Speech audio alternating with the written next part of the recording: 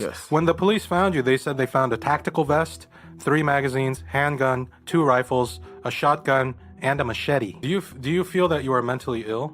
No. I could have killed that nurse. I was a perfect soldier. Another man fondled your ass while he was jerking off. Privilege. Yes. Oh, that's true. That's true. Perfect soldier material. I don't like Mexicans. You wanted to bang some trannies there. I really wanted to bang some trannies there. Okay. But He put a finger in your asshole. Yeah. All 3 times. yeah. Hey everyone, hope you enjoyed that intro because this one's going to be a wild ride. You're going to want to buckle up for this. We've got a real gem today. The YouTube channel K-Town Social Club just released an interview with Hank, and it's pure comedy gold. Let's start with the opening segment, where Hank claims he's basically a mix between John Rambo, Jackie Chan, and the Terminator. According to him, he's so unbelievably tough that he can take on anyone without breaking a sweat. Beaten the guy in something, and then you wanted to come on the program to clear up, that, you didn't actually get your ass beat, that you could have beaten them, right?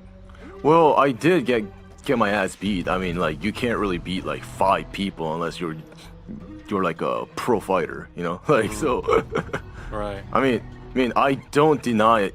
I do not deny getting my ass beat. I just, bunch of Korean YouTubers and like Korean media are like trying to say that it was one brave Korean warrior against three obnoxious Americans, like single-handedly, blah blah blah.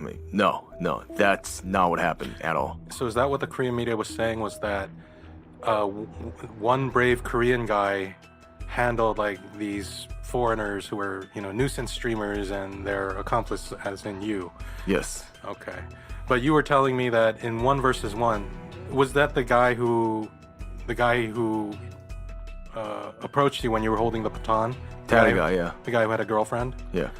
Right. You said that if it was 1v1, I would have destroyed that motherfucker. you would have pulverized him, right? I would have pulverized. That's what you pulverized his ugly ass You face. said yeah. that last time. You said you would have pulverized him in 1v1. In 1v1 easily, yes. Do you have like a black belt, or what do you do? Well, I train mixed martial arts, actually. So like I don't go by like belt system, but I do have. But in terms of black belt, I do have black belt in like a Korean's special assault combatives, and I also have a black belt in a Hapkido. Yeah. Interesting. So you're a pretty trained and skilled fighter. I wouldn't say I'm pretty trained and skilled, because there are a lot of fighters who are like better than me. So in terms of like combat rankings, Well, Hank, when it comes to actual fighting ability, you're sitting right at the bottom of the rankings. We've seen you in a few altercations, and you were completely shaken. I even showed a clip a few weeks back where one unarmed man, not a group, just one guy, completely humbled you. After that, you sat right back down where you started. Hank, just stick to putting the fries in the bag. right? From 0 to 10, 0 being like you're completely helpless in like combat, 1 being a brawler, and then 2 being just like someone who like practices MMA, right? Like 3, like 4 being true amateur fighter, like 5 being semi-pro, and like 6 and beyond, like So you're like a 5. different levels of pro. I would say I'm 3. Oh, you're a 3. Yeah. What is a 3 again? 3 is like a serious MMA enthusiast. 3 okay. like serious MMA hobbyist. Like if you're level 3, I would say that you can beat 99% of the world population in a fight. So you could beat 99% of the world population in a fight. In a one-on-one fight, yes. I am certain, because 99% of women and 99% of men. 99% of women, 99% of men, yes. Because most people in this world do not train how to fight. In the next part, Hank talks about how the FBI classified him as mentally unfit. Honestly, I think that's putting it politely. That's the generous description. I could think of a few other labels that might fit even better.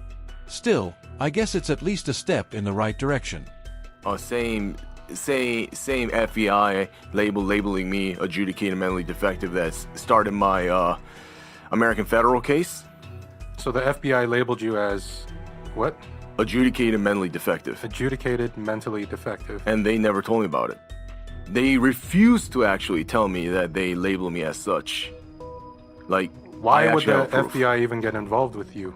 I was talking about guns back in college, and then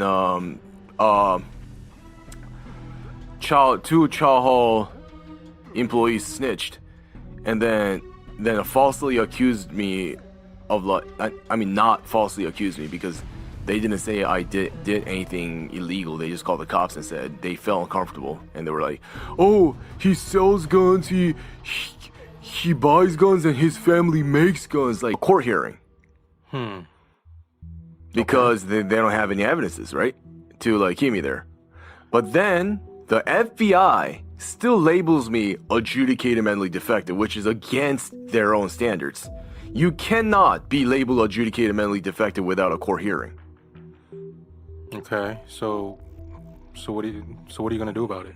Can you do anything? I'm suing them. You're suing the FBI. Yes. Cash Patel? Cash Patel. You're gonna sue Cash Patel? Yeah, best of luck with that, Hank. Especially when you're not even allowed to set foot in the United States anymore. How exactly do you plan to sue someone when you can't even enter the country? I'm sure that's going to work out just perfectly. In this segment, Hank also reveals that his own family had him committed to a mental institution. My grandfather gave me a false pretext and moved me to like Korea for a bit, and my grandfather actually put me in Samsung Medical Center, mental hospital unit. How did your grandfather manage to do that? My grandfather came to the hospital at a carrier clinic, which a hospital which grossly violates patient bill of rights, by the way, because they threatened to sedate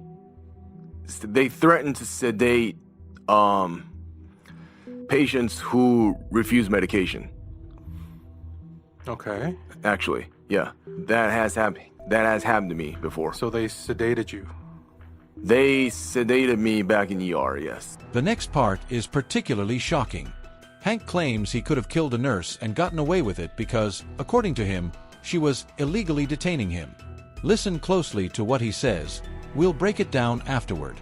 Surprisingly, Hank shows a bit of awareness here that many other YouTubers seem to lack, and you'll see what I mean in a second. Fuck ISIS, blah, blah, blah, blah, kill them all, blah, blah, blah, right? In 2015? Yes. Okay. At that time, the nurse there tried to sedate me because I was constantly talking about my constitutional right to free speech, and I shouldn't be here because you are violating my constitutional rights. The nurse sedated me. Right. Which is actually illegal. I wasn't posing any physical danger to like anyone else. You know? But you were... I could have killed that nurse and still could have claimed self-defense. You could have killed her. Oh, when she was sedating you. Yeah. But you didn't. I didn't, no. Because... I legally, under a case law in the Supreme Court, right? Illegal detention and like illegal, like, you know, confinement, yes. I could have killed him and claimed self-defense, and that would have been, yes, like self-defense under the Supreme Court doctrine. But of course, in reality, the law doesn't work like that. You know, like I'll probably go to life in prison if I did that. You know. So there's the actual law, and then there's reality, right? There's the actual written law, and there's a reality, like enforced law, basically. Right. Two are very, very different. I'm glad he at least understands that point, because there's an extremist YouTuber out there, I won't name him, with over 500,000 subscribers who once claimed that if you believe you're being illegally detained by police, you have the right to fight back and even kill them in self-defense. That's incredibly dangerous misinformation to put out there. In reality, if you start attacking an officer because you think you're being unlawfully detained, odds are you'll end up in the morgue, in the hospital, or serving a very long prison sentence. So, it's good that Hank sees the difference between what he thinks and what would actually happen. Now, before we jump into the next part, make sure to hit that subscribe button. Do you feel that you are mentally ill? No. Have you thought, if I was mentally ill, how would I be? Like, have you ever thought about things like that? If I was mentally ill, I would have either or killed someone. Do you think you need therapy? No. But have people told you that you should get therapy? Yes. But I don't care because I'm better than them. Because I know this system better than them, basically. Which system are you talking about? Mental health. Oh, the mental health system. Yes. Okay. So so you're saying the therapists are part of a mental health system that doesn't actually help people, or? They don't really help like they don't really help people. I mean they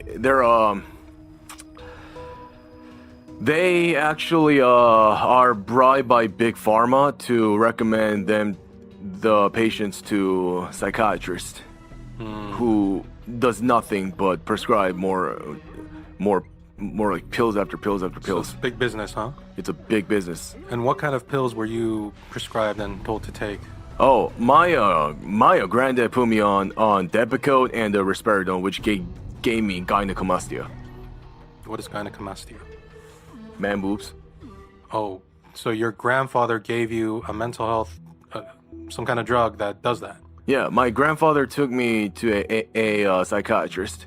I mean, kind of forced me. You know, by saying, if you don't take the pills, I'll cut you off. Next up is one of the most ridiculous segments yet, Hank bragging about being the perfect soldier. According to him, he's basically a cross between the Winter Soldier and Captain America, with a little bit of Agent 47 from Hitman thrown in.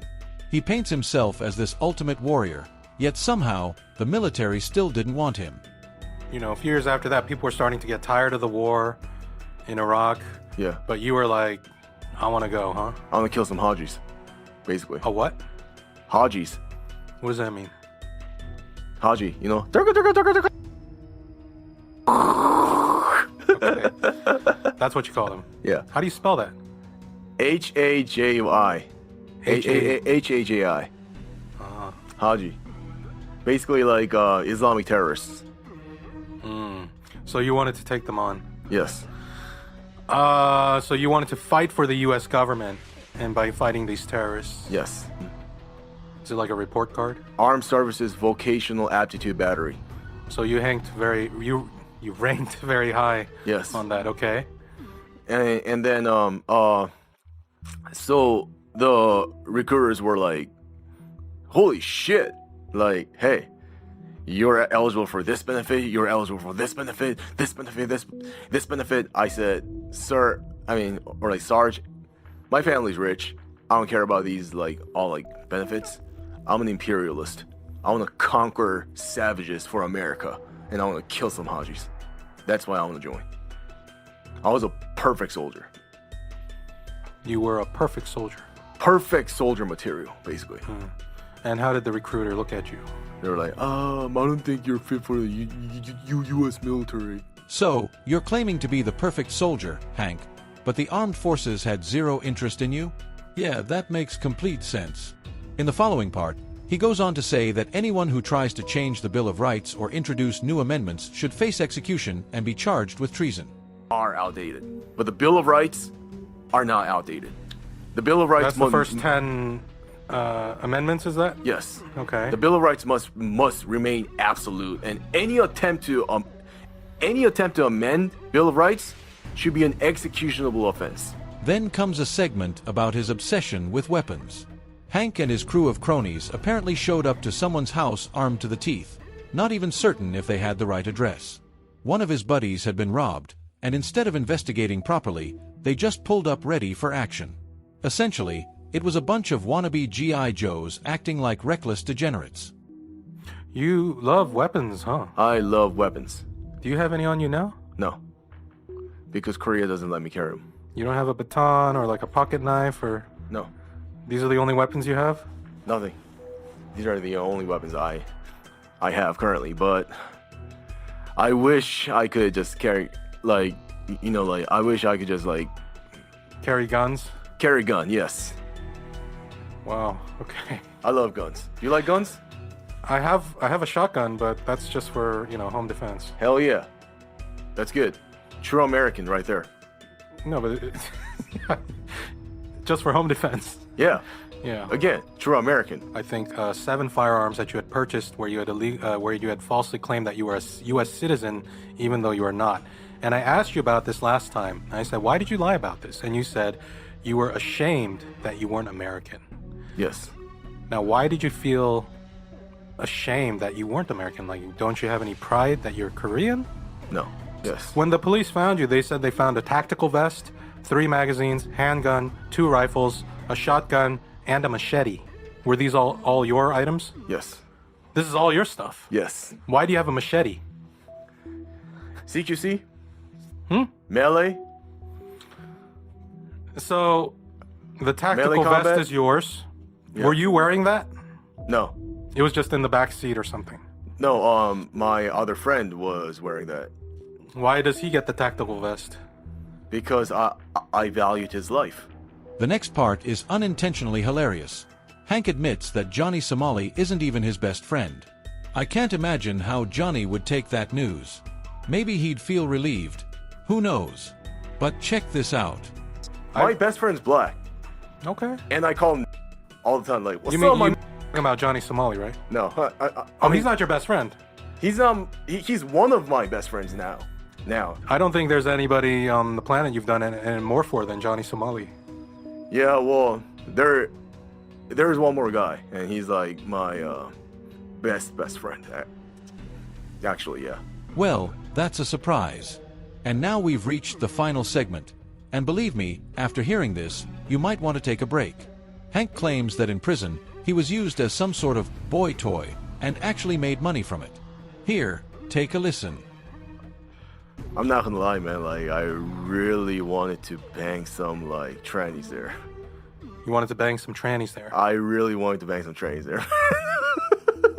So the trannies there, these are like the male to female, or they changed, transition once they were in prison, or they were already before?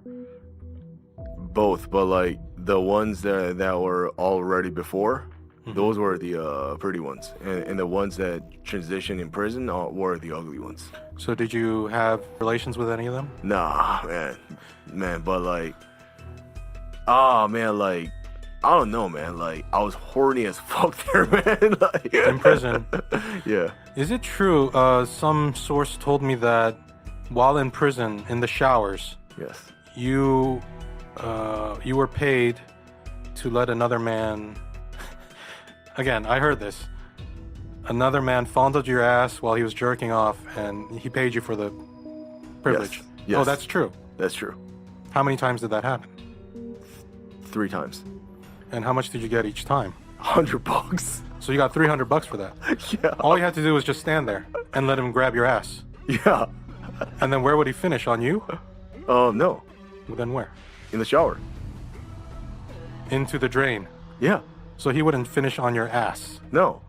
It doesn't touch you at all. No. Did he ask for that though? Yeah. And then what did you say? I said, nah, man. That's too far. Yeah, that's too far. You can fondle my ass, but you cannot come on it. He put a finger in my asshole. He put a finger in your asshole. Yeah. All 3 times. Yeah. So that was negotiated too. That was negotiated too. Finger in the ass, fondling the ass, but not coming on you. No. That would have cost more. Yes. So you would do it if he paid more. Yes. And with that, we'll call it a wrap. I think I've heard all I need to for today. Big thanks to K-Town Social Club for making this interview available. The link to their video is in the description. Your support just by watching means a lot. If you enjoyed the show, be sure to hit that subscribe button, and I'll see you in the next one. Ter Chuma Bing Ah.